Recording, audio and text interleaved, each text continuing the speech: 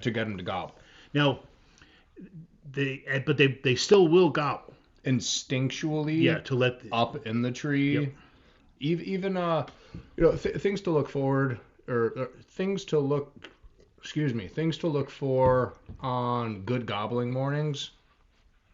Weather. Weather is going to be a huge factor. Quiet, lack of wind, you can hear the vocals. Sun.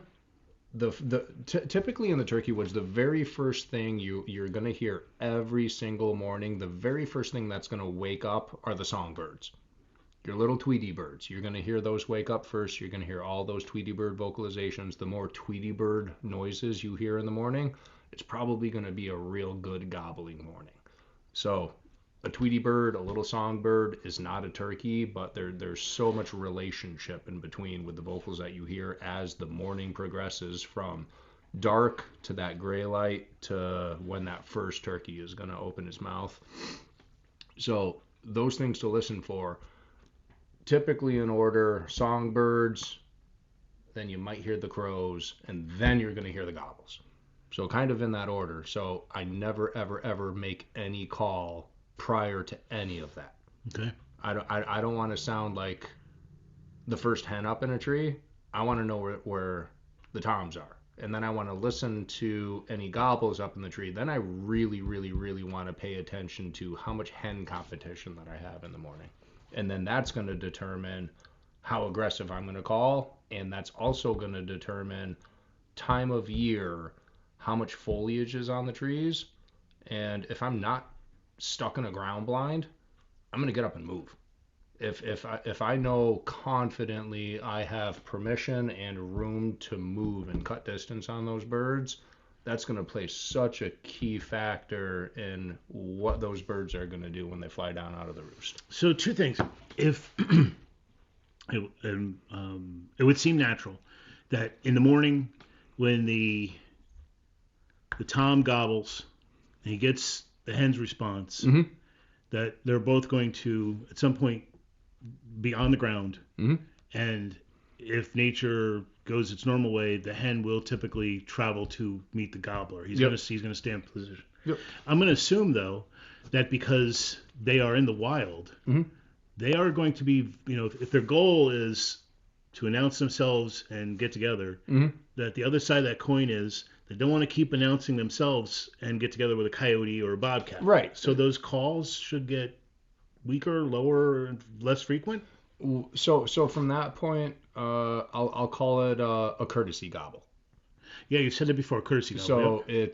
It's the tom, multiple toms, one tom, however many male birds, or your dominant tom with a wolf pack of jakes that's hanging out with them. If you get them to gobble, but they have you as a hunter have hen competition that those toms are with, you might get that random gobble as like a courtesy, like, and that is a shock gobble to that audible stimulus. Like they can't help themselves. You have the hens you're talking about, right? So okay. So when those male birds are with the hens, regardless of age class, that's why I just say male birds, jakes, toms, the male birds are with the hen. And another key term phrase that we use in nature as hunters is the birds are henned up. Like they have no reason to come to a call. Okay. Why leave that live hen right. when she's right here? And we're just going to hang out with her until she's susceptible to breeding. A question. You've done the shock gobble, mm-hmm. where you get the hen. Sorry, where you get the tom to announce that he's in a tree or a location, so you can come back later on during the week or opening day and you know where he is. Right. Just let his presence be known. What does the hen's version of the shock gobble sound like on your caller? Can you make it on your pot caller for me? She's not going to typically give an audible response to a locator call. His gobble? My call. Okay, what play for me.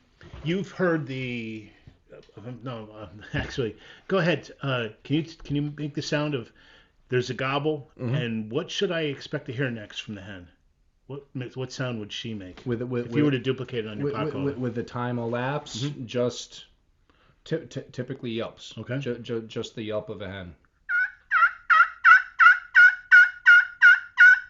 Now, I noticed that you naturally did that apparently 6 times, right? Mm-hmm. Would it mean something different if you did it 15 times in a row? Is that the assembly call? So an assembly call is typically used more for fall turkey hunting when you have the separation of the sexes. I don't want to drive you too far. Yeah. I just wanted to point out that can I overdo just for right now the number of circles I make, the number of yelps?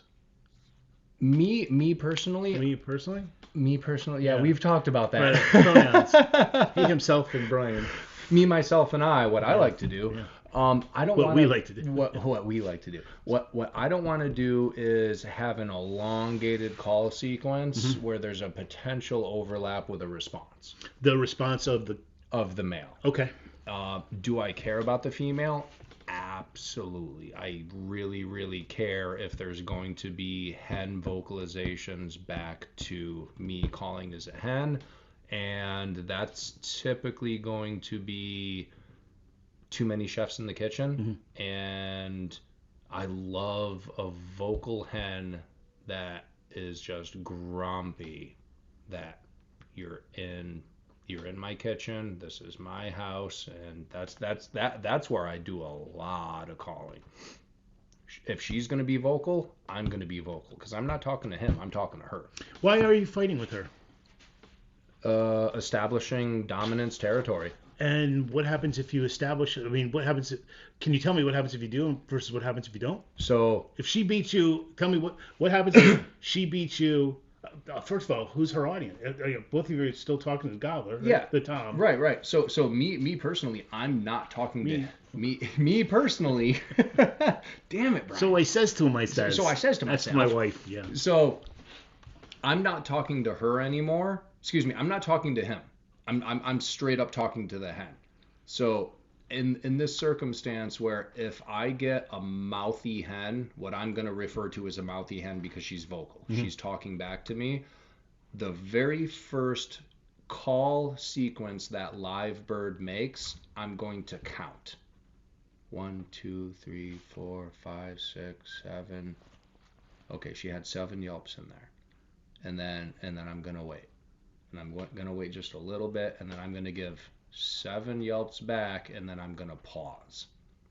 As soon as she opens her mouth again, nobody likes to be interrupted. I'm going to make it. Yeah. I'm going to make it louder, right. And I'm going to remember that number 7. But this time, I'm going to make it louder, and I'm going to make it 11 or 12. So I cut her off as she's trying to have a conversation with me, which is rude, but I'm making it longer so I get in the last word.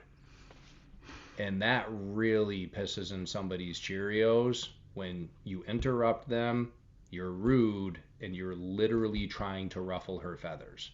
So in doing that, if there's a Tom with that hen, and that's the keyword phrase, they're henned up, I'm not talking to him, I'm talking to her, and I'm literally trying to ruffle her feathers and really piss her off.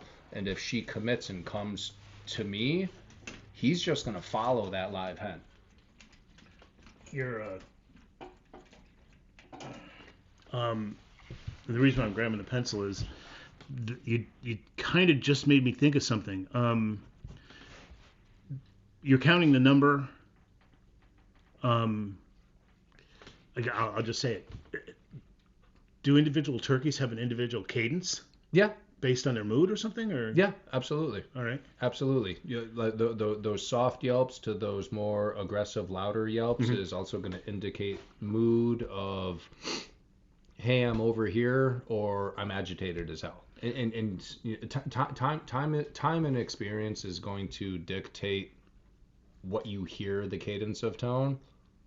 I can teach, but that bird this time of year is absolutely the best teacher to just watch, observe, and listen. So maybe we should have said this at the start of this podcast. We'll call it a podcast. Yeah. I act as the beginner turkey caller because I've never hunted turkeys. I have listened to all of Brian's films and his teachings and some of even his seminars. So I'm kind of representing that portion of the beginner public that is watching him for the first time.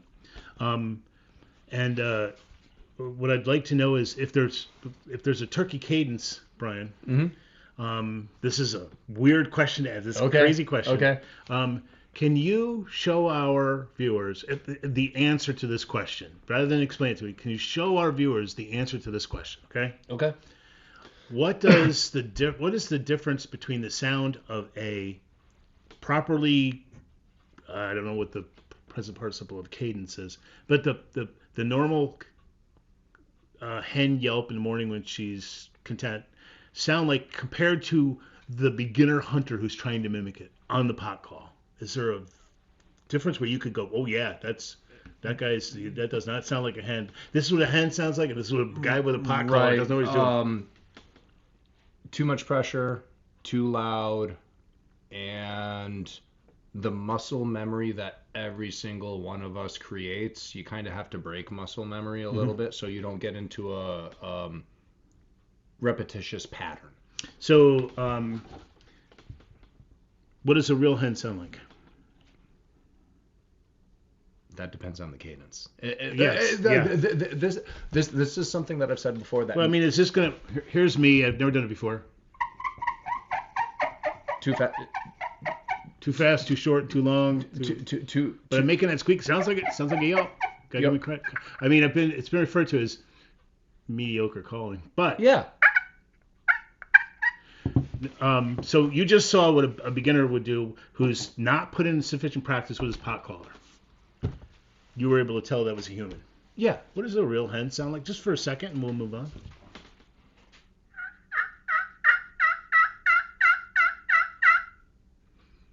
Yeah, I think you can tune your ear to what that sounds like. And then there's going to be a lot of proximity, just watching and listening the bird.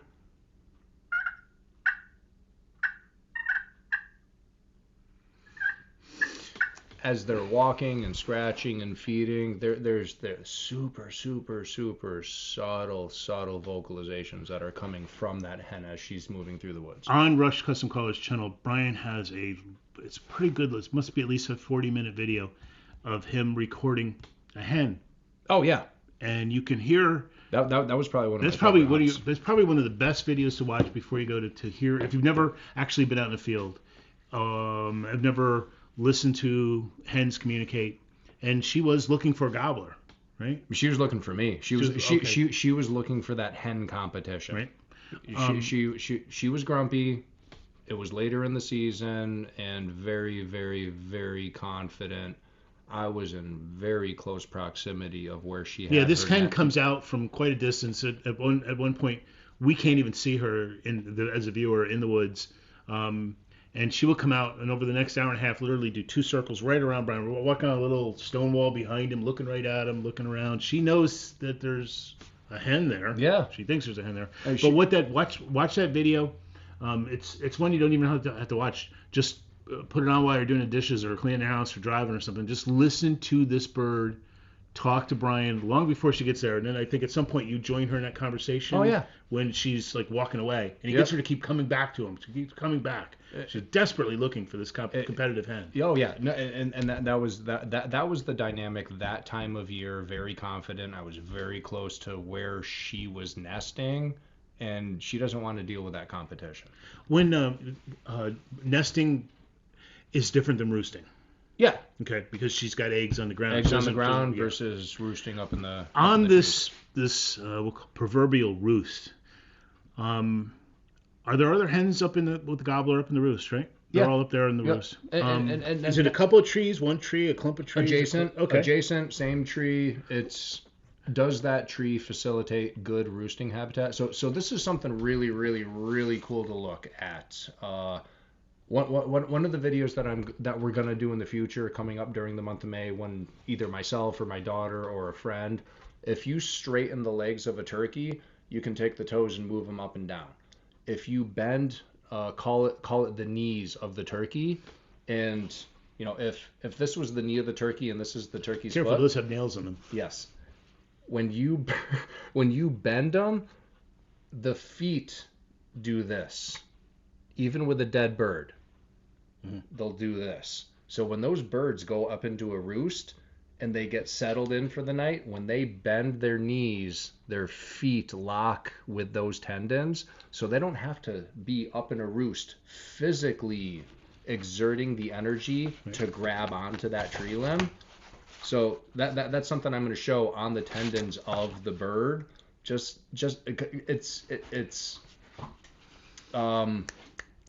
We'll do this for a while. Yeah, You'll be watching something. Brain else. fart.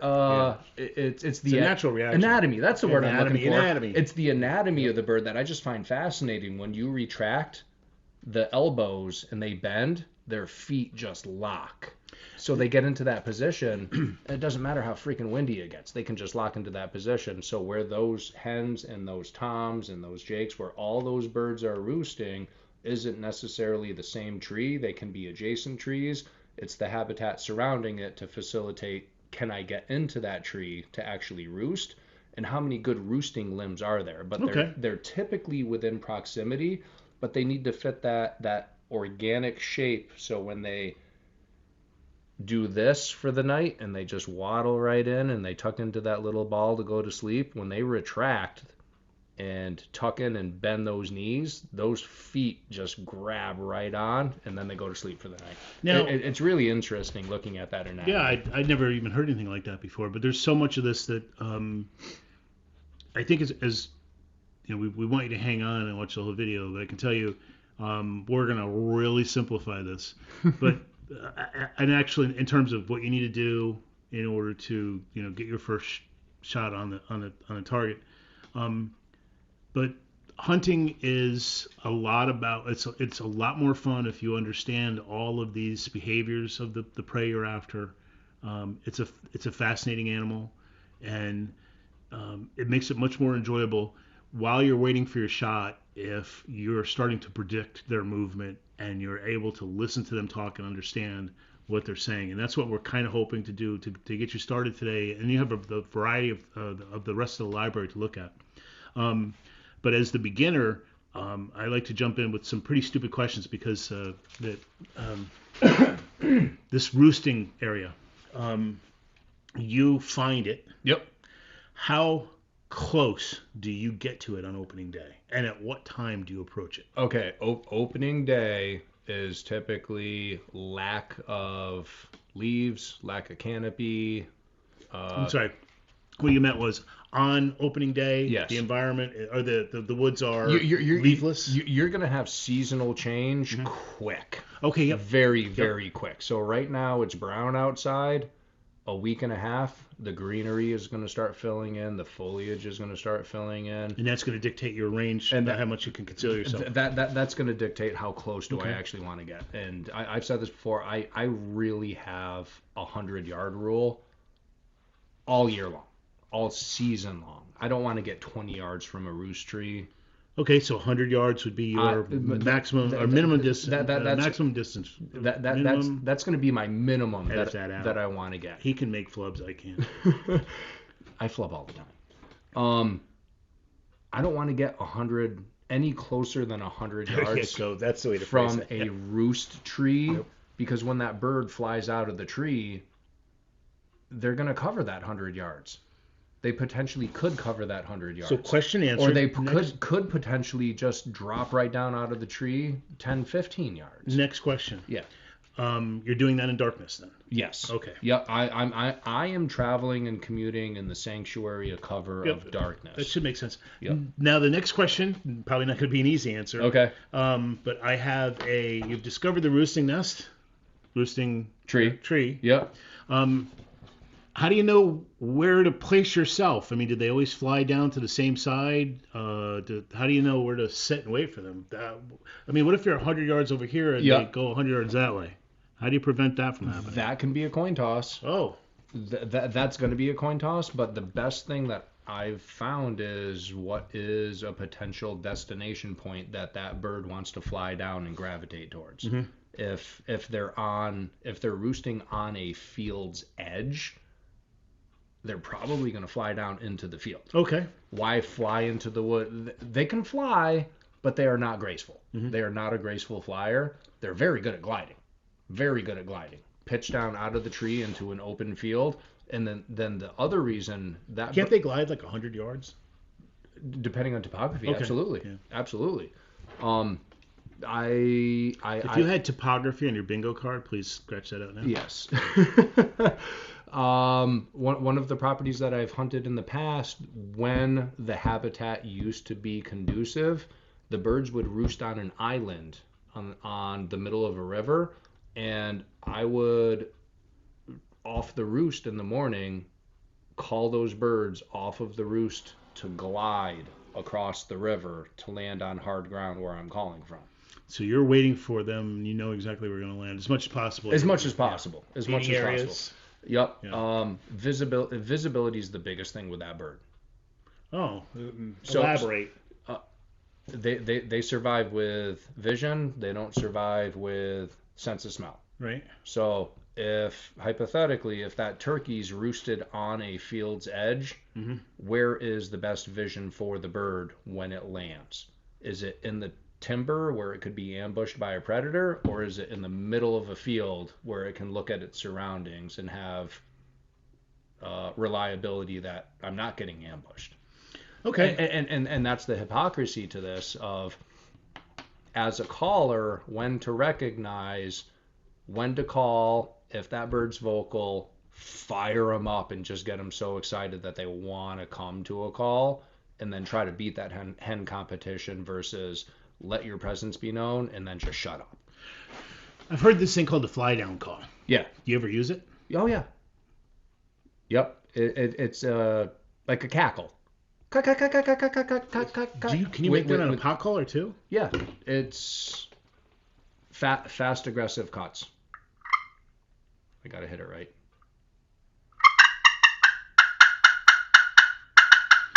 And that is a hen Yep. telling the gobbler or something?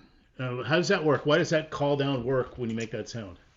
I know I'm asking you to get into a very small brain here. It's a tiny. What's the shape of a size of about the size of my pinky now. Yeah. It's about the size of a pea. Yep. Um, So get inside that headspace. Get there. inside of the headspace.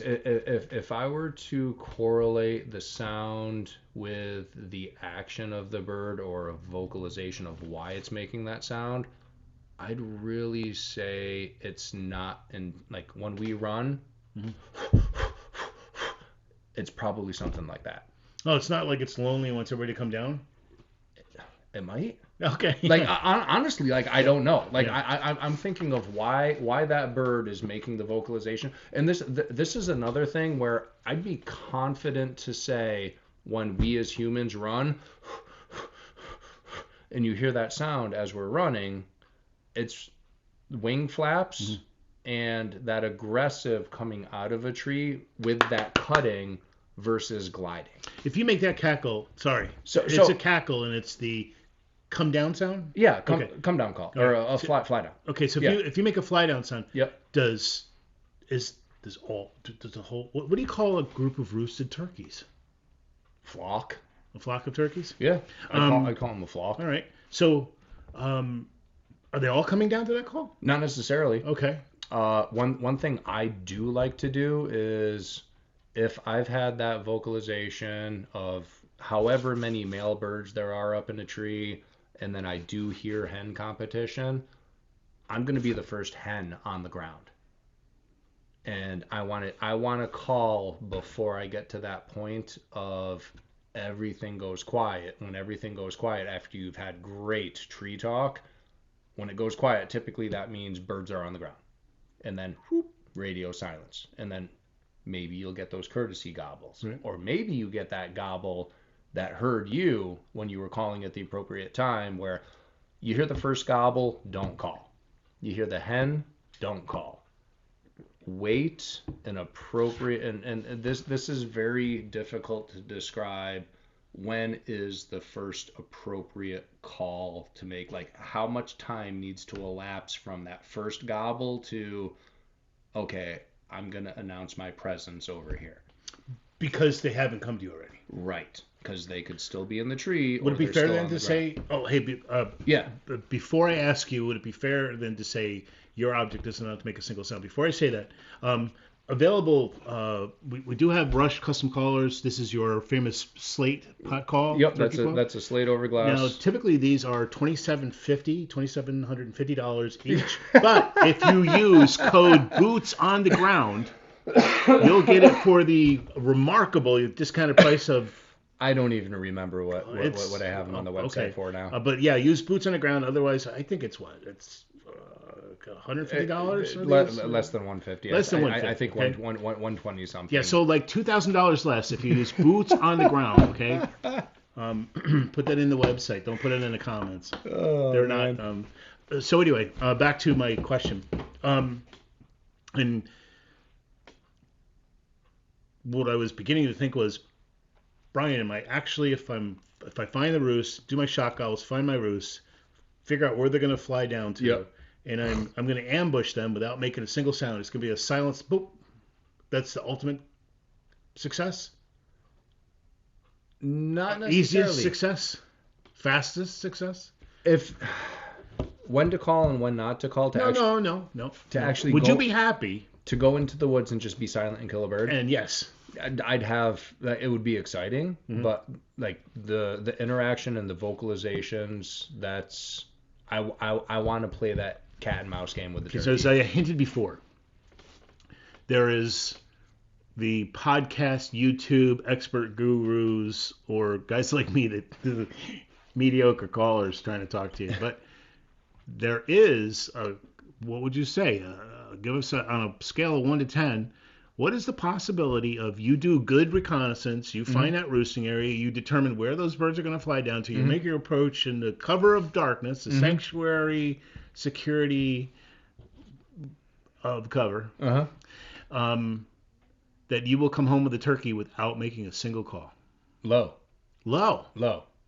So they're not automatically going to fly down into your ambush zone, even you've already predicted their, so you can't predict their movement enough to hunting with a bow or a shotgun and not a center fire rifle. We talked about that in one of the previous videos. I identified 11 different states in North America that you can use a center fire rifle to turkey hunt. Total, the number was 11 states, I believe. And it's not just in the spring season. It might be just in the fall, not in the spring. But in total, there's 11 states that allow the use of a center fire rifle. And outside of center fire, you got to be much closer. Exactly. Okay. So that's why the calling is so important. And is to if you're utilizing decoys, bring them into range. Right. Okay. To actually get that bird within proximity where it's within your ethical range. So what I'd like to do now is we talked about this is just the first thing we're talking about, the importance of reconnaissance, and understanding. It's great to know where the birds are. It's much better to know where they are plus where they're going to be and why. Yep. And you know that now. Yeah. You know that much now. Yep. On to the next thing now. In my opinion, this is about ambushing. Deceiving your enemy and ambushing him, or your foe, your prey, whatever you want to call it. But for me, I'm an old Marine, so we're deceiving the enemy. We're mimicking his communications. We know what his goals and his plans are for the day. We've intercepted and studied his intelligence. We've done our reconnaissance. Communist, Nazi bird. Yes. So the next most important thing that I would think about would be an effective weapon. And what would you describe as an effective weapon, and how would you render it effective for turkey hunting? So now we won't go into center fire because only lunatics hunt with rifles with turkeys, or birds. Why not shoot ducks with rifles? Anyway, I'm gonna get in trouble for saying that. But yeah, can you explain what is a good shotgun? How do you make that effective? What goes into that? The anatomy of a turkey was made to be shot in the face with a shotgun. period. Like you can legally archery hunt, you can ethically archery hunt. It is way more fun to take a shotgun and not just sit in a ground blind, but go in the field, walk, call, find the bird, play that cat and mouse game, look at the topography, how are they going to move here? And honestly, you can screw up on a bird and come back the next day or even 2 hours later and then fire them back up from a different portion of the property and then just come in at a different angle with similar calling methodology. Do you in New York State we're not allowed to use lead on public land or private land if it has waterways on it? So like streams, rivers. I honestly don't know what the definition is. So turkeys are not waterfowl. Right.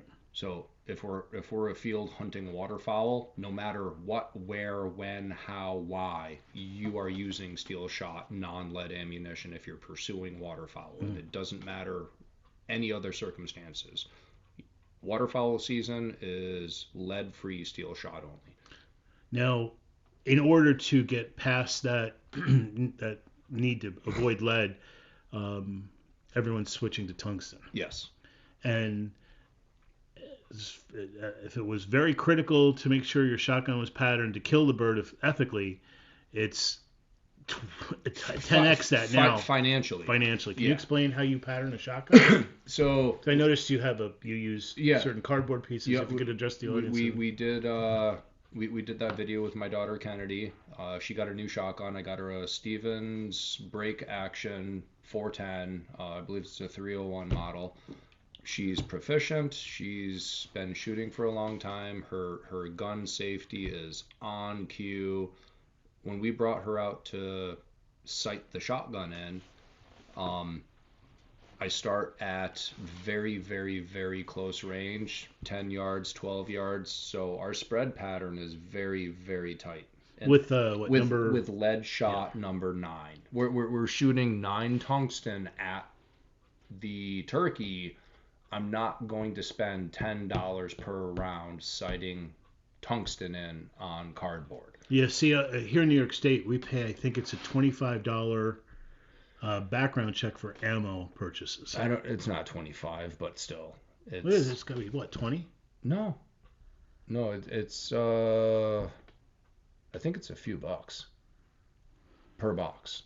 I'll look it up. Yeah, no, look that up. But we're still paying a financial transaction for background checks for the purchase of ammunition. Yeah, we're waiting like criminals for our parole officer to call up and say, yeah, you can take that job. We go in, we wait in a gun store after we purchase something. Here's the thing. You go in and you purchase $200 worth of ammo, and your background check gets denied for a clerical error. Those guys at the gun store, they want to charge you a restocking fee. For guns too. My buddy was just telling me a story. He had a state trooper in front of him that got delayed on his background check to buy ammunition. I'll explain real quick. Around here we seem to end up with 3 different no, you can't buy it. You have no idea why. Now you're thrown into the bureaucratic system and you have to figure out what's going on, why you were possibly denied. Or you get the hang on a second, we're still looking. And that could go on for a long time. You're sitting in a store waiting and waiting and waiting. Or you get instant approval, which means you probably voted for Hochul. Sorry. Quite all right. So, patterning the shotgun, I'm going to use number 9 tungsten on the bird. I'm going to use number 9 lead, sighting it in, and I'm going to start super, super, super close and look through the bore of the gun. On a break action, I can look right through the bore, look at my target, go to the scope, go to the bore, go to the scope, and go back and forth and make my little adjustments on that red dot of a scope before I even fire the gun. And that's going to put me very, very, very close of where I need to be. I'll do the same thing with the center fire rifle. If it's a bolt action, pull the bolt right out, look down the muzzle, go to the scope, back and forth if you have the capability. Like you can bore sight your own gun if you can look down the bore. And make your adjustments, and you're saving so much money in the long run instead of 1-2 skip a few right about there. And then it's center fire rifle is, I'd say typically on average like over $1 a round now. Right. When we went out with Kennedy, I don't think we were out there 25 minutes. Yeah, half hour. 20 minutes. Yeah. If you don't put that half hour in, don't go hunting. Yeah. I mean, she has the practice and the proficiency with firearms well prior to this. So Yeah, we're not. this We're was talking. We are as far as, just that gun in the field. yeah. I mean, we will be mentioning the shooter, but right now, as far as the weapon, if you haven't patterned that shotgun, Yeah. Like my 410, dead nuts. What am I gonna do this year? I'm gonna just shoot it one time before I shoot at a bird. and you'd said in one of the, I don't know if we actually put this video out yet or not, but you mentioned how the 410 is effective. Yeah. For Kennedy, what does she weigh? 55 pounds? 60. Yeah. Yeah. And she can effectively kill a bird at 50 yards, 40 yards. 40 all day. Okay. And an adult. So as an adult, why go out there with your 875 round 4-pound when this, super, there's not as much upsides. kick. Yeah, there's upsides, there's downsides. I've killed plenty of birds with a 12 gauge, with a 20 gauge, and then the technology changed with tungsten, and then 410s are starting to come into play, and I'm bringing the 410 everywhere. Yeah, we noticed Super light and convenient, easy to manipulate, easy to swing. Brian and I were able to harvest some unwanted Canadian wolves that came into the area last year. And we used number 9 410 tungsten rounds. So they are effective. They'll drop a 150-pound Canadian whatever kind of wolf it was that we shot. We didn't even keep the pellets, right? We just discarded them in the field. Don't believe him. No. I guess it's okay for us to go real quick into the shooter. Yeah. Now, I will speak about Kennedy because it's his daughter. And he has a jargon that he uses, and I have my own jargon. My jargon would be that she has the gift of attention to detail. You brought that up, and I never really noticed. I'm the dad, and I'm always talking to Kennedy, so it's always first person. I'm talking to you. I've never, until I watched this, I've never seen third person point of view of our interaction.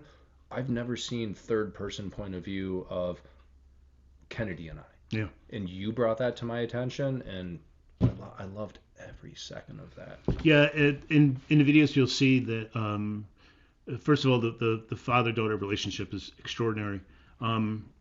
But she is also the only young lady I've ever seen who actually looks at her father as an instructor, as a trusted advisor and instructor. I know that's a very common thing out there in the real world, but in this case, it's amazing. But as far as attention to detail, I also want to talk about the fact that when she's not focusing and listening and talking and quizzing and answering questions and asking questions with her dad, the attention to detail process is everything that she does is she has her attention focused on it. When she's unloading that gun, she's unloading it, but she's also, at the same time she's doing things like checking to see where that round's ejecting back to. She's very conscious of where her barrel is pointed, even when there's a unexpected cameraman running around on her normally safe side that could be in a flagging area. She was checking all of her. That's a good shooter. A good shooter never gets too excited, and it never gets lazy, and never gets to the point where they've done it a million times so they're comfortable with it.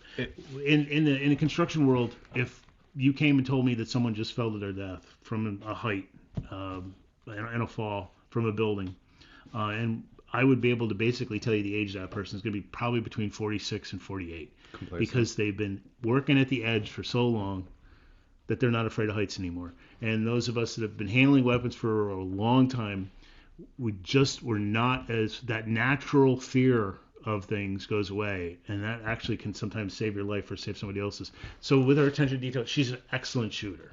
And she did that through practice and intensive training. And when I say intensive, when he took Kennedy out for her to sight and pattern her shotgun to her own shoulder and her own eye relief and everything. She never forgot a step. She never missed a step. She was spot on the whole way. If she forgot, there was question. Yep. And that fire, and this is something else to bring up. Well, before you do that, let me just finish my thought here. I'm sorry. Brian's been teaching hunter education for probably 8 to 10 years. Yeah, And easily. His poor daughter, basically she gets the Marine Corps rifle range at Parris Island version of patterning a 410. As soon as she's gotten through steps 1 through 3, he throws in a wrinkle that challenges her to now change the condition and status of her weapon, and of where she's got to focus her attention. So he throws in all these hypothetical situations. It's a constantly evolving situation, so she's never just always going to load it and be prepared to fire. She knows how to safely unload it. She knows how to point it to it in a safe direction to keep her finger off the trigger. Mm-hmm. She's got it all. And as that's what you have to do as a shooter.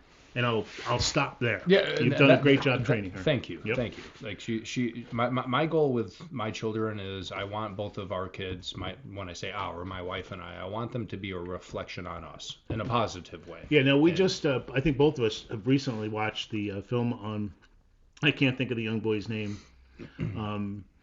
that was unfortunately shot in a fatal turkey hunting incident.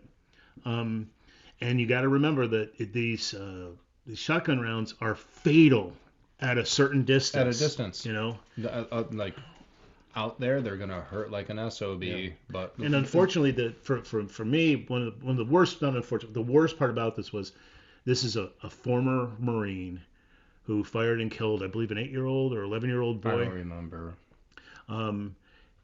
That's a grown Marine who opens fire on what he believes is a turkey that's actually a young boy within 50 yards of him. There's no excuse for it. So teach yourself, teach your children, make sure your partners. The shooter part we shouldn't have to cover, but we will, right, for safety reasons. I mean, you asked both of my daughters. I think we did this in front of you, and Kennedy kind of like giggled and put her head down, but it's truth. What do I stress and teach you the most? And it's, what are the 2 things? Always be aware of your surroundings, because you can apply that to anything in life, and don't suck at it.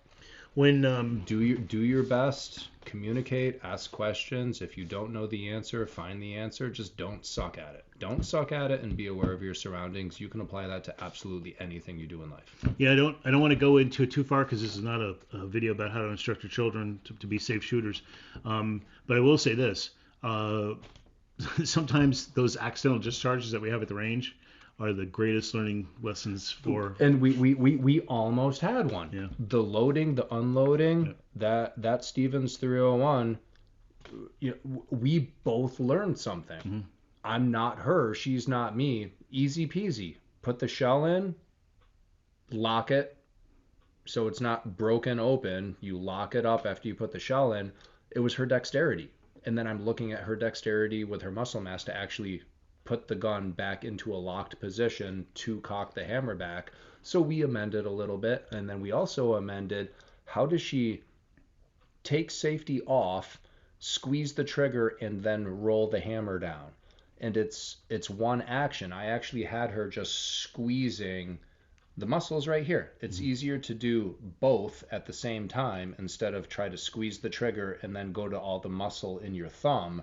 It was just squeeze both. And it was just looking at the dexterity. So what I was getting at before is you need to learn that firearm before you go into the field. And make sure it's spot on. Yeah. The next thing I'd like to talk about, just from my perspective, the whole idea about it's the enemy that we're hunting. So, just to cover where we've been, we have intercepted his communications. We're aware of his intelligence, his plans for the day. We've located his headquarters. We know his expected path, and we know his first destination point. This is added to the fact that we have an effective weapon that we are able to place a round safely on target every time. One shot, one kill.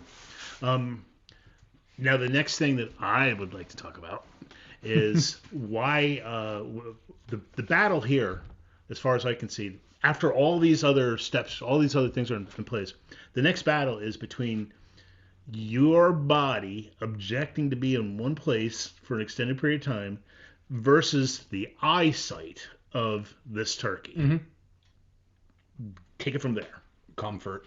Comfort. Get as comfortable as you possibly can to sit motionless for as long as you can. Now, we have some rushed foldable chairs. They're available for, I think we're selling them for $1,400. If you put in rush, never mind. They do make a variety of chairs. Now, we're not sponsored by anybody. Do you have a hunting? Yeah, there's a couple name brands that I use with no affiliation with anything. I have a 10 zig pack, and it's a kickstand vest. Yeah, I saw that. Yep. So when predator hunting, I ultimately got that kickstand vest for predator hunting, because typically if we're daytime, yeah, daytime predator hunting. When we're daytime calling and we want to conceal movement, we're going to be sitting on the ground. You have an ag field. The ag field's cut. What's next to the ag field? Usually overgrown grass, and there's nothing to lean against.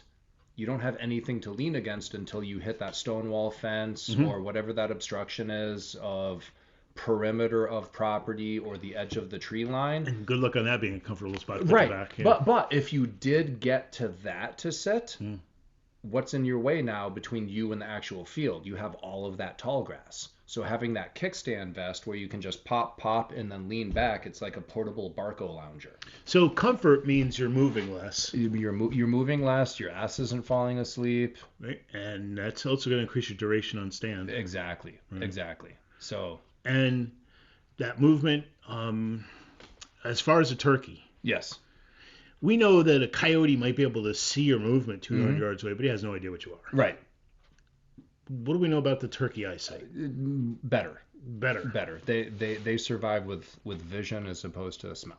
Okay. So their visual acuity of identification, I'd be really, really, really confident to say, if and that survival instinct, if it doesn't look right, they're not going to find out if it smells okay.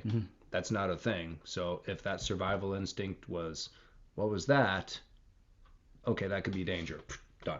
What is so you're going for maximum comfort. Yeah. When you first sit down, get as comfortable as possible. But as comfortable as possible, but still ready to handle your weapon and potentially move that barrel around. So I guess, first of all, let's say you got maximum comfort. So I guess the next thing you want to know is where that turkey's likely to approach from and be prepared to fire in that. And not necessarily in that direction, but that bird is typically a straight line animal. When that bird makes up its mind that I'm going to move from left to right or right to left, it's not like your coyote. That's, ooh, look, a butterfly. Ooh, something over here, and it's still approaching the sound. Right. It's straight line here, straight line there. So looking at, the hypotheticals, you have ID on don't smoke, kids. Turkey way off in the distance in your timber hunting, and that turkey starts gravitating from left to right. You don't want to track the turkey. Look ahead of the turkey. Find out where there's an opening. Find out if path of least resistance, where would you anticipate that bird to move through, and then kind of disregard the bird. And I'm also bringing this up. I'm a right-handed shooter. Can I say something real quick? Yes. You've told me this before.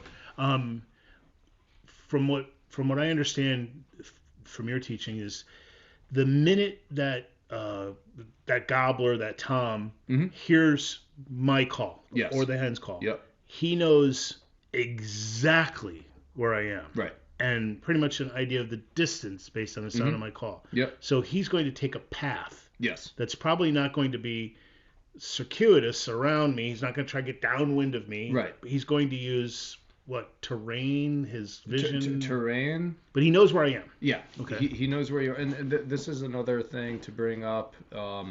You strike a bird, you get him to gobble. 45 yourself.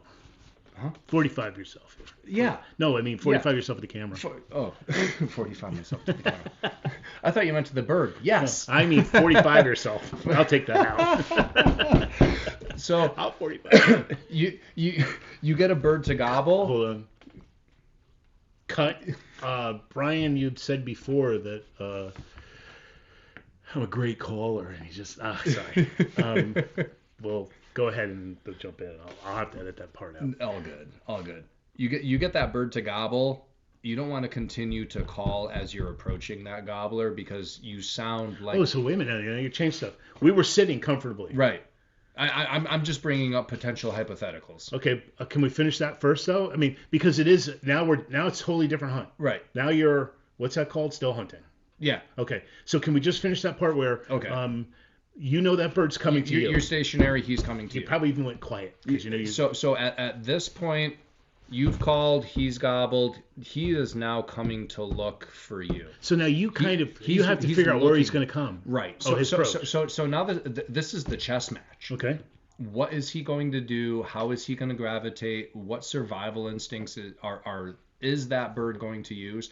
If there's topographical feature that he can gravitate towards that gives him a little bit, and I mean even a little bit of elevation above you, if there's slight downhill to your left and slight uphill to your right, more than likely that bird's going to start to gravitate towards the higher terrain so he can look down into where he's calling. Or excuse me, into where he heard the call come from. Okay, so yeah, that's interesting because he does kind of not always straight. Right, okay. Right. So I mean, because he doesn't know what's in front of him until he gets there. Right. And it could be a little bit of a loop towards a high side. Mm-hmm. It's not necessarily bird gobble straight line coming in.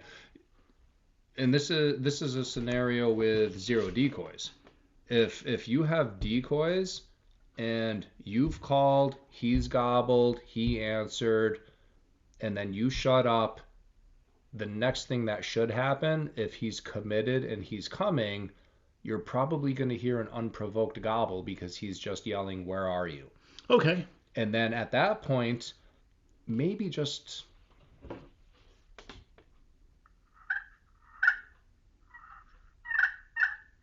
a little bit. Mm-hmm.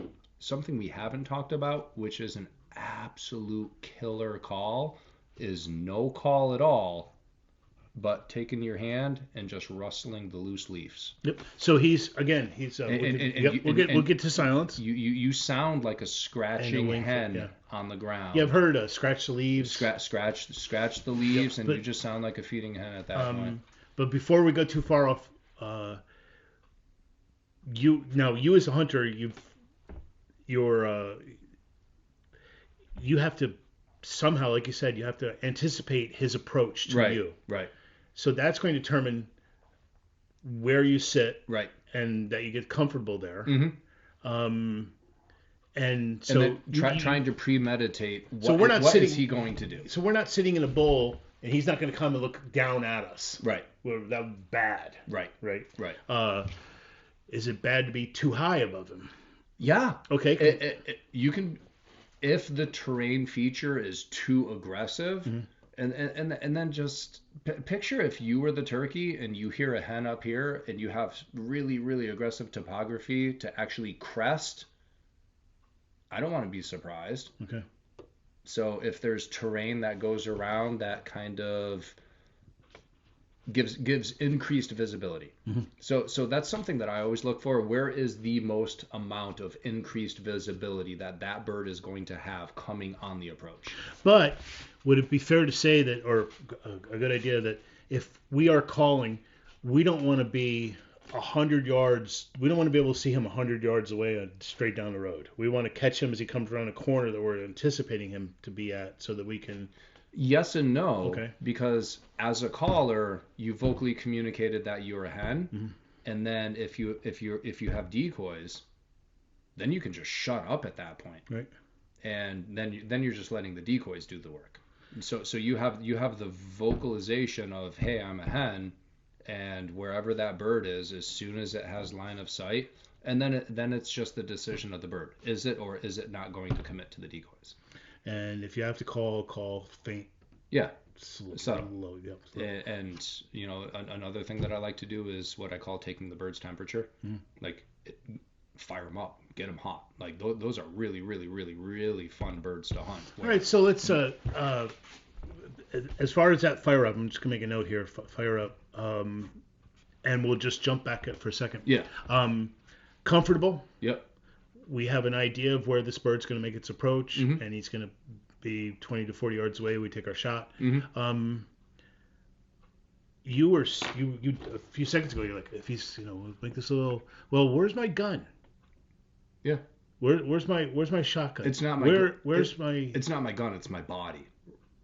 Go ahead, explain. So I'm gonna be more present of body orientation, but the gun. Turkey's over there. Yeah. If it's gonna happen and the bird's on the approach this way and I see it gravitating off to the right, which is gonna be my weak side, and then at some point I'm just gonna fall over, I have to move my lower body. Right. So as I call with a pot call and my hands are moving, I'm gonna give those last few calls to say, I'm here I am, then I'm gonna shut up and make them come looking. As that bird's on the approach, every single time, if that bird's coming to my left, oh, no problem, because I can track the bird. Every single time that bird gets behind any obstruction, I'm gonna look well ahead of the bird. A lot of peripheral vision is happening here, where's a hole that I can shoot through that I'm very confident that's where the bird's gonna walk. So at that point, that bird gets behind any obstruction, I'm gonna and swing really fast, and that's exactly where I'm going to stay until that bird crosses basically walks in front of my muzzle. So he's gonna walk behind an oak tree, and then you're gonna move your lower body, right, and get everything reset yourself for comfort. Right, and it's abrupt and quick. As that bird's coming, hypotheticals, 100 yards, 90, 80. 70, 60. I don't want to keep doing this the whole way, because that vision of the bird can definitely pick up on this little bit of movement. And it's not a deer, it's not a coyote, it's the vision of a turkey, where you can get away with tracking other mammals. But with this bird, I don't want to continue to track and track and track and track. If there's obstruction, and that bird can't see me and I can't see that bird, I'm going to swing fast, and then I'm going to hold position into a shooting lane.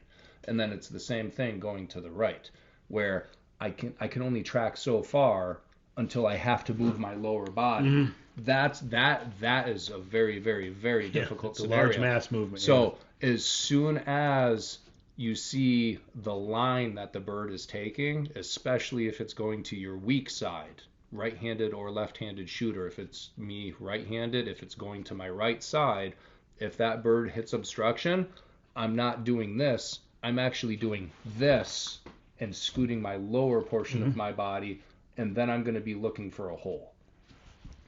You move when you have the freedom of movement, and you have the freedom of movement, you're going to move the most obscure thing first, and then the tracking is less obscure. Okay. So it's the more aggressive, and then amend it as needed. Speaking of the chess game, I got to remember where I'm playing 2 games of chess, and I'm not allowed to look at the other boards. I have to remember where we were.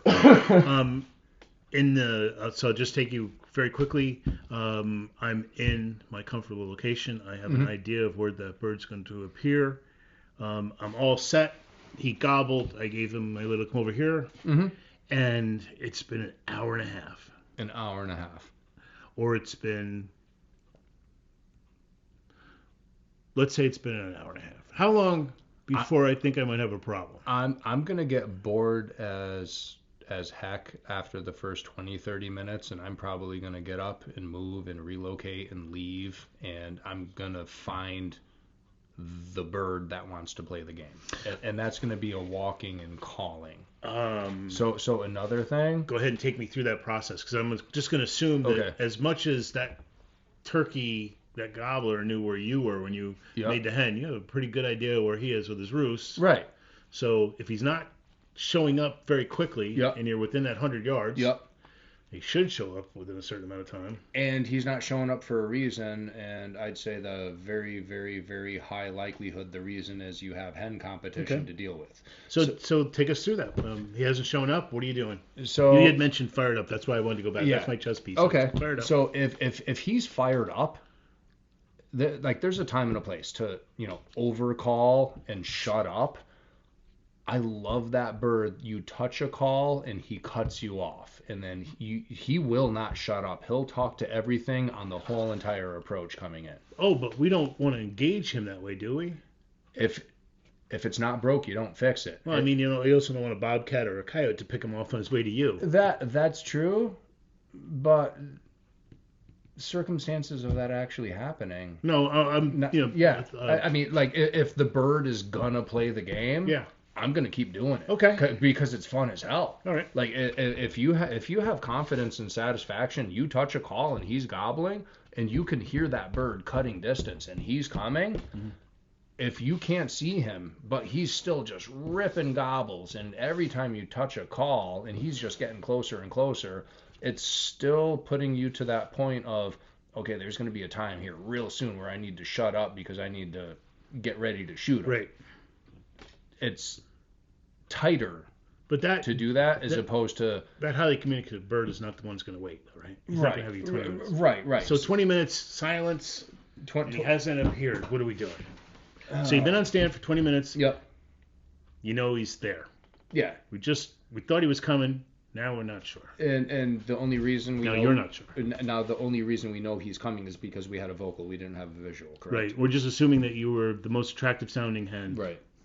So at that point, sit tight for a little bit. Soft calling, because there's definitely those birds that... Soft calling, clicks, purrs, yelps. Little purrs, small yelps, scratching of the ground, scratching the leaves. I don't think you've shown us your purrs yet. Or just for the sound, we'll do close-ups of these later on. And what does a purr mean to a turkey? Calm. Calm? Calm. Does it mean when we get laid? No. All right, calm. So a calm turkey's attractive. A calm hen is an attractive hen. There's a calm woman is okay. There's no confrontation. Right. Fighting purrs, you'll hear hens beating the snot out of each other, and you'll hear... Yeah, I don't want to go too far, but I've heard enough of that. Yeah.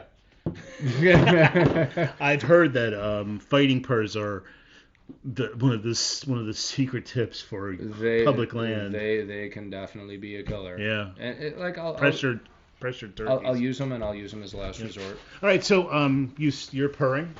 Yep. And still your 20-minute clock was started. You started soft purrs. Yeah. Like I really want to be quiet because the bird could be coming on the approach, but then you're going to reach a point where how long is too long? Now I'm getting bored. Yes. Like I want to find the bird. And no matter comfort, you're still going to use the bathroom. And yeah, no matter the comfort range, you're going to have to shift. You're going to have to move. And no matter... I'm glad you said shift. Yeah. No, with an F. Shift. Yeah. No matter what, you're going to have to move at some point. And then take a pith. I really don't care about that bird. Screw him. Okay. I want to go find the one that's going to want to play the game. Quick question. Yeah. I get to ask stupid questions because I'm you. He's not calling you dumb. No. Inexperienced. Uneducated. Yeah. How quiet is the approach of a gobbler if he's not vocalizing? Slow and methodical. And we can hear deer when there's leaves on the ground. Right. How would you compare the approach of a... Super, like, there's no foot dragging, individual steps, but when I say methodical, visually examining all of its surroundings of, taking the opportunity to just be set up and watching these birds come in, but come in with such caution. There's zero vocalizations. And as the bird approaches, you might get that little bit of a spit drum. That. This is the sound that people have told me you don't so much hear it as feel it. Yeah. That was weird. I heard somebody say that, and I'm like, what do you mean by that? It's like there's a vibration. It's like the kick of the bass drum. Yeah. And like you can almost feel it in your chest. Like Kennedy last weekend, I'm like, did you feel those gobbles in your chest? Like when they were ripping gobbles 12 yards in front of her. Like I could feel it. She couldn't because she was so just like determined and focused. Oh yeah, she was more focused on that than when we took her out to kill those wolves. Oh God. Oh God. Sorry. But a moment of levity brought to you by Rush Custom Collars. Again, you can go on our website here. It's Rush's website. He has some fascinating predator and prey distress calls. I haven't actually done anything yet with his duck calls, his waterfowl calls. Yep. But I have become. This is probably one of the easiest tools I've never learned how to use. So go ahead and buy one. The approach. Lots of videos on our channel for you to learn how to use these, but buy the ones that will last forever. They're not made out of plastic. They're not going to freeze in your pocket the first time. These are lifetime heirlooms. That's what you want. And there's definitely tutorials on the videos of preservation. Plus, somebody's is giving you hundreds of hours of content on how to use this, and then showing you it being done in close-up, in the field. Buy the product of somebody who's willing to spend the time to teach you how to do it. This isn't an Apple iPhone where you pull off the tab and you got to go online and go, how do I use the Apple iPhone? Because there's no instructions with it. There's no QR code on the back. No. And it's made in the good old state of Glenville. The state of Glenville. Yeah. American made. I wish the rest of the state had our mentality. Yeah. So that tom that's not gobbling. This is one you're going to get up and approach now, or go look for a new one.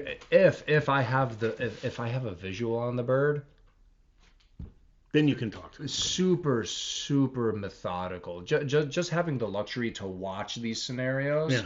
But then as you're sitting and you're imagining these scenarios, like, is this happening? Do I really want to sit here for another 20, 30 minutes to be like, well, that was 30 minutes of my life I could have gotten back. Mm-hmm. I'm more than likely just going to get up and relocate. Now, if you do see the bird, you're engaging in that conversation. Yep. But your primary goal is to get him fired up to come in? Yeah. Okay. Yeah. Or if I do have a visual on the bird, what else can I do to entice him? I don't want you there. I want you here within my effective range to shoot. Mm-hmm. So then it's like many of the things in the bag of tricks, just scratching leaves. Like, what do you mean by scratching? I keep hearing that term. Reach over your shoulder where your fingers are not visible, so he can't see the movement. If the bird's over here to your right and your left hand is down over here, reach over your left shoulder and just start. Okay. Fingertips on the ground and loose leaf litter. Right. Like if it's dry and crunchy, he's gonna hear that, and that is just sounds of a calm feeding hen. Okay. Which gives him the security of, I heard a hen turkey over here, and if she's not talking anymore, or he's not talking, the enticement of a calm feeding hen where he hears that scratching just increases the chances of likelihood for him to come look. Okay, so you can't see him. He didn't show up. You're going to get up. And Rush likes to use the term cut distance. Yeah. What he actually means is get closer. He's not going to use that in this particular case. But so you're now, he didn't show up. Yep. Which way are you headed? Uphill. Uphill. Okay, so yep. I was thinking you go towards the sound in the last gobble. No. Go ahead and take us. Let's go. If that bird gobbled in any compass direction to me, the one thing I am going to gravitate towards is in his direction. But if there's an incline, and I don't care if it's like a couple feet of elevation, if you can physically see a little bit of an incline, I want to take that incline and I want to take the high side away from him. And then I'm going to cut distance. I'm going to move on that bird. And a bird you can't see it, but you assume is there. A bird that I can see, a bird that I assume is in that area. But you cannot see yourself. If I heard, and this is something else you can do. You have satellite imagery, Onyx, any hunting app, uh, private property. I'd be confident to say most of you know the layout of the land Hmm. because you've been there before. But if you're just going into public and you're doing this blind, pull up a topo map and look at satellite imagery of if I were to take an educated guess, that bird was 200 to 300 yards that way. What's between me and that bird? How can I get to that bird if I can take a high side away from that bird? And then just kind of like you made the decision to move. Now come up with a game plan of how do I want to get there?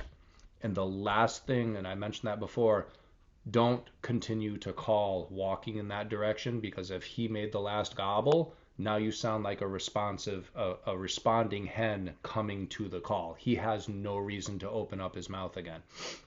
So as I move on that bird and get closer, just hypotheticals. If he was 300, I want to move 100 ish. And one thing that I'm really looking for is if this is you're not doing this in a field. You're doing Correct. Yes. yeah, You're in the field. like Yep. like the line of sight that bird's going to see you. Bad things are going to happen. I will tell a story about what happened this past weekend with Kennedy in a field. Um, excuse me. In the timber, I want to move 100, no more than half of the distance, and that's a good spot to potentially use a locator call, an owl hoot, a crow call, see if there's an audible stimulus that he'll gobble back at because you got closer, and if that audible stimulus gets him to fire up, now you know exactly where that bird is. Look at the topography, take the high side away from him, and move again, and just get closer. If I could, so you're moving. Yeah, And you're calling. no, I'm moving, and I made one call, just one. Okay. If I'm using a locator call, and I get him to gobble, do I make the decision to stay there or do I want to get close? Well, can you get a shock gobble after everybody's out of the roost? Oh, absolutely. Okay, so I didn't know. Oh yeah, no. I'm Yep. sorry. You did not know that. I mean, that's the audible stimulus of ooh, Okay. gobble gobble. Yep. Like it's an audible stimulus just to get him to gobble. Okay. If the audible stimulus of a shock gobble of a shock gobble, just trying to throw out anything to get him to open up his mouth, I'm not going to go through the whole entire bag of tricks because I don't want to turn into white noise. Mm-hmm. So maybe I'll just throw out an owl hoot or maybe just a crow call, but I'm not going to just jump right into a hen call. Okay. I'm not going to just jump right into it. I like start something, doesn't work. Wait a little bit. And it's not a race because you already heard whereabouts that bird was. He's there. We just want to key in on location. So you're not walking around purring and clicking and. No. Okay. No, absolutely not. So calling again, just with some yelps. And Okay, so shock gobble. yep. We're moving. You say if we think he's 300, we're moving 100 yards closer. Yeah. Are you setting down, getting comfortable? Nope. Or are you just standing Nope. there going? So one thing I always do. No worries. And I explained this to Kennedy too. You don't just walk and call blind. You don't move 50 yards and call, 50 yards and call, 50 yards and call. Yes, you can do that. Sounds like an invitation getting shot. Situational awareness. Okay. Situation like you're It requires two parties. yes. You don't even know the name of the other one. Exactly. No, like all of this is situational Yeah, awareness. you're the most and- camouflaged thing in the woods too. Yeah, and hopefully people don't suck at life and they're making good decisions. Have you seen the American public lately? On any kind of TikTok video or YouTube shorts? Yes, but those are the people that I'm really not concerned about being in the turkey woods. Okay. Yes, it can happen. It has happened, but they are statistical oddities. So if we walked, And they got 9 pellets. yeah, 3 if they're using the 410 tungsten. walk and call 50 yards, walk and call 50 yards, but I'm not just doing that. I'm premeditating every single one. So if I walk 50 yards and I stop, and this is a spot where that turkey has a good path of least resistance to actually, he's probably going to take this over here to walk through. The first thing I'm going to do is where do I sit? What obstruction, what camouflage, what big tree, what stone wall fence, where can I just drop if this bird answers Okay. close? So I'm gonna premeditate. Yeah, that big ass tree right there. That's a really good spot. That's gonna put me into to a vantage point of where I think that bird originally gobbled from. I call. He doesn't answer. I wait, and then I may. Nah, I can't say that. I'll do this on different scenarios, but that one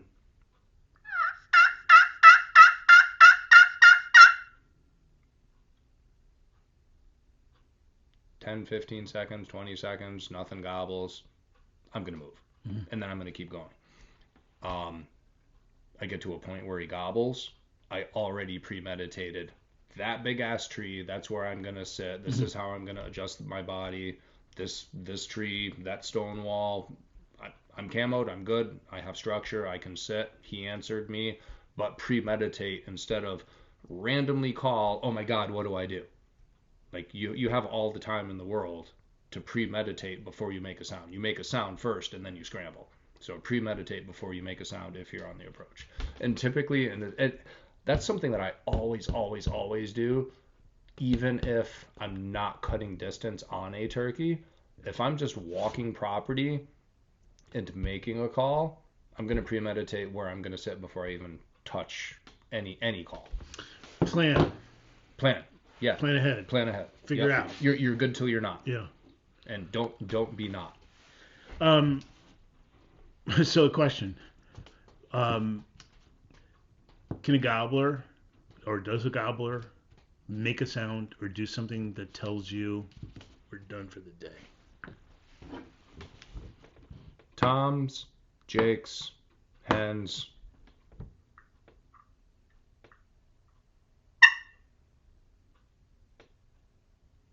That's it. What's that, a cut? Yep. One cut? Just one putt, and that Putt. is putt.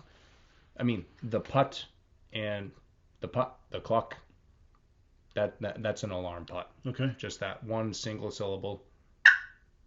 If you have something's wrong. If you have eyes on him, what's that going to look like? Is his body language also going to tell you something? Yeah. Is he going to turn and walk away? Yeah. Okay. So something I have mentioned before, where if you track the bird and you continue to track, and then you start moving and you're getting ready for the shot, the bird, very high probability, the bird sees the movement, it periscopes its head, Right. and turns red. I'm nervous, something's wrong, snood retracts, and they're running as you're doing this. So that's why. And he putts or cluck or. And you're probably going to hear that one single syllable alarm putt. Right. And then as they're going, you hear the putt, putt. Okay. As he's disappearing. So it's kind of like a deer blowing. Yeah, A single deer blow is fine. Right. It's blowing at whatever the stimulus was, and it doesn't know. Right. The deer that blows and continues to blow as it's leaving, running through the woods. Yeah, that sucks. Yep. That sucks. That turkey putt and then putting as it's going away is just telling everything danger. So as you're moving, tracking the bird, and the bird sees you moving. Careful, those have nails in them. Sorry. Figuring your thought. As you're swinging like that, not swinging, but as you're gradually moving, when that head periscopes and you hear that putt, and now you have a moving target running away from you, when in actuality, if the bird's right there and you just went and you swung really fast. Yeah, he wouldn't. He's going to periscope. He's going to do all the same things. He's going to periscope. Which you'd like. What is that? Yeah. There's your target. Yeah, there's your target. But it's not running away yet. Right. Yep. So that's another reason why those fast, abrupt movements can actually help. Okay. As long as their upper body and right. Like right place, right time, situational, but that gradual, then he's already putting and running. Yep. By the time you get on him, you make that really quick. There's your shot. But you got to be on your A game Safety's off, fingers ready to go inside the trigger guard, hammer back, whatever gun you're using, practice the hell out of it. When you get on target acquisition, you shoot. Here's a great stupid question. We, as our own preference, we don't like to shoot at moving coyotes. Right. We like to stop them. Hey, you. We send them text messages. Anything will make a coyote stop. A cough, a little lip call. As they're coming to a call. I'm assuming turkeys do not have a stop. Okay, so turkeys don't. So Nope. now your turkey is moving. Your turkey target on the approach is a semi-stationary moving target, but you have accuracy with volume with a shotgun. Right. Depending on yardage and how much it's going to spread, you have room for error, which is fine if that head is Right. a little bit. A little bit. So moving directly away from you rather than that running turkey that's going left to right, right to left, or straight away is probably not running right at you because it saw danger. You got armor-plated feathers and high probability of grass, weeds, sticks, twigs, injuring, missing, and losing $10-$20 on tungsten loads. And I've seen videos where people are. They're butchering their bird and finding 3-year-old 177 pellets in it. Yep. People shooting on with BB guns. And I'll tell you right now, if you've never had the opportunity to bite into to turkey breast that has tungsten, like I have, you might have that one random flyer on a really, really good headshot of a turkey. Hit a blade of grass, hit something, deflect it a little bit. You might have a couple flyers. Biting into tungsten sucks. So let me ask you a question. This is a stupid question I've had. I never bothered to ask anybody. I was so terrified to ask anybody. Would a magnet, or not a magnet, Nope. would a magnet wand? No. No, so it's not, that's like a security wand. You can get those pretty cheap from Amazon. I bet you Andy's metal detector might pinpoint. Yeah, but to at least let you know there's I'm off on a tangent here. Yeah, folks. Usually that's his job. Let's just bring the bird to the hospital and get an X-ray. Yeah. Okay. So honestly, the best thing you can do is when you dress your bird and you take the breasts out, you look for any trauma. Okay. You just thoroughly look for trauma, being trauma in the breast, blood? Of wound canals, blood, wound feathers. canals, but typically picture that pellet. If you did have an individual flyer of one pellet coming out that just hit down somewhere in the breast. In the breast meat, you may not see the wound channel. You might see a little bit of a wound channel, but what's going to be most obvious is a little bit of black. Okay. And what that is the pellet hits the feather. The feather gets pulled into the flesh, and it's kind of like take a towel and drop a basketball into it and rips the towel out of your hands. And it's pulling that feather right into the breast meat. Flip the breast over and see if that trauma goes all the way through. And if not, just slice at it until you find that feather and you find that pellet. Brian on one of the previous videos had mentioned some safety aspects of follow-up shots and recovering your turkey. Before we move into that, though, I had a question. I have been told by other turkey hunters, just regular guys, that wild turkey is garbage to eat. Lies, distortions, and fallacies. So store-bought turkeys. Hold on, he's going to tell you that me, myself, personally, me, myself, and I. Yeah, love it. My perspective, and all of the words I use a lot. Brian's preferred pronouns are all of them. All of the above. Your farm-raised store-bought turkey gets zero exercise, fattened up, food, fat, butchered, processed, goes on the store shelf. Your wild turkey is energetic and it's walking all day long. It's walking and walking and walking and walking. So the legs can be tough, the thighs can be tough. I like to break those down in either a pressure cooker, a crock pot, do turkey noodle soup, turkey and rice. Like those are so many hunters just breast the bird and release it. They don't take the thighs, they don't take the legs. They are a little tough, but preparation is key and how you actually prepare them. But turkey breasts are phenomenal. You get the feeling every now and then when I come down here that at night here at the the Rush compound, that if you were to stand outside, you'd watch the lights go out in each room while the children said, "Good night, Paul. Good night."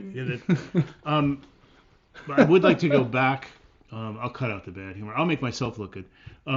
But I'd like to go back to some things that Brian had mentioned in a previous video that we just shot last Friday or Saturday. You had mentioned that there are some hazards with recovering your bird. Yeah. And before we get to that point, we have rules for approaching down deer and down coyote. Yeah, I've absolutely. been bit and kicked. So, Yep.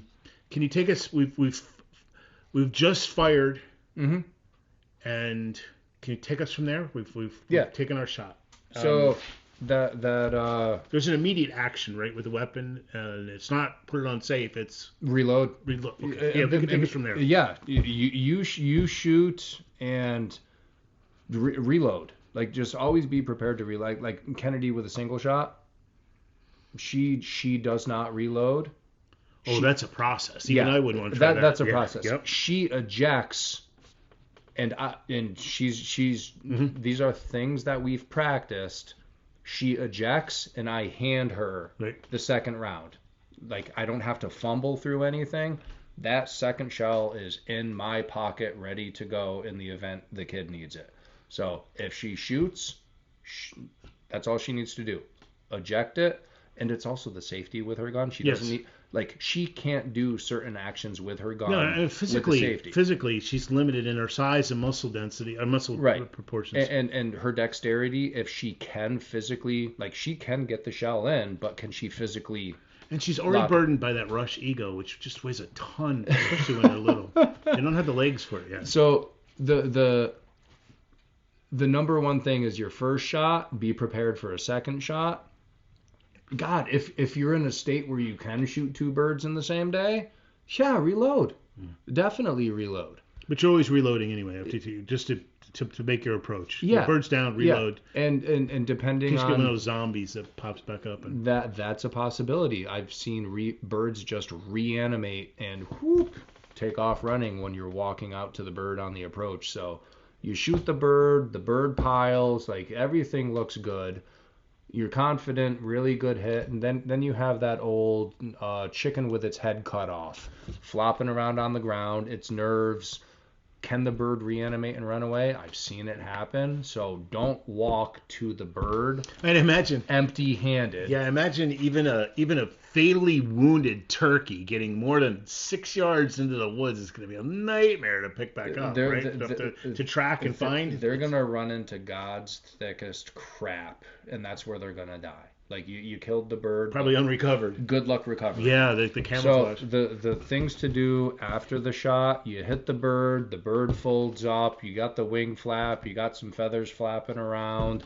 Reload, get your gun, and if you're on the ground, get up and get out to the bird. If you're in the blind, get out and go get the bird. So when you get to the bird, walking up to the bird, be prepared for a follow-up shot that you're probably not going to have to take if it's there, chasing itself in circles, head on the ground, and it's just all nerves. When you get to the bird, a couple different things you can do. The ethics of it: step on the bird's head until it stops moving.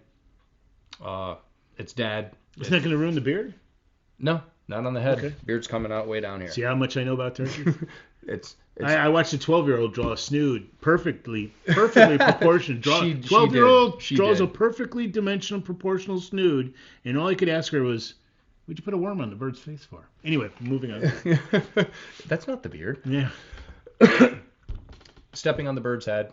Bird obviously can't get away with the head attached to its body. When you pick up the bird for the first time, that the bird stopped moving, it stopped flapping,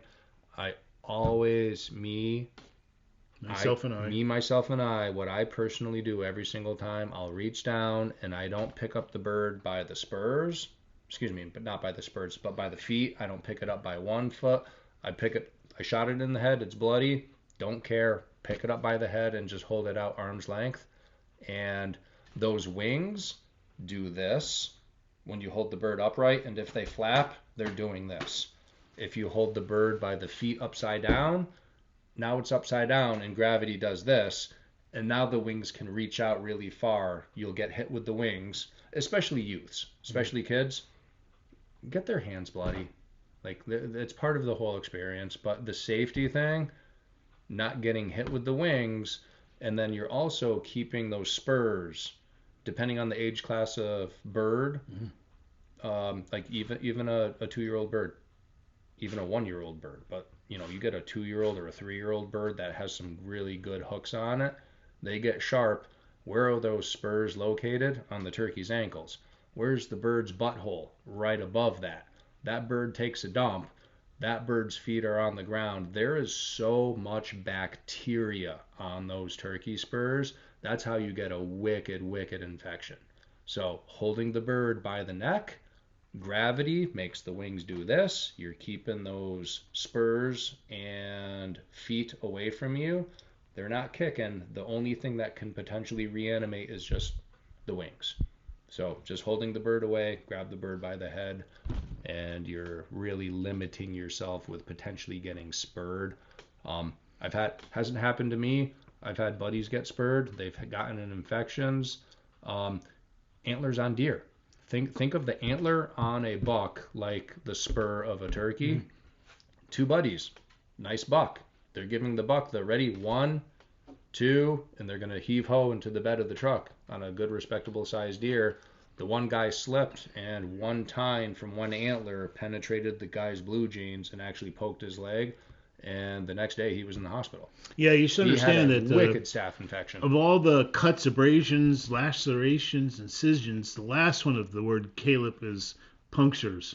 Mm-hmm. And punctures drive infections deep into your wound. Yep. And if you do inadvertently come into contact with the talons of a turkey, the spur of turkey, you should seek your medical assistance. Yeah, you always get a doctor to look that up. More than likely. That's an urgent care visit at a minimum. Yeah, absolutely. You're going to be looking at least 1 cycle of an antibiotic regimen. Yeah, not worth taking a chance of getting all the other. Yeah, get a little blood on your hands. Pick the bird up by the head.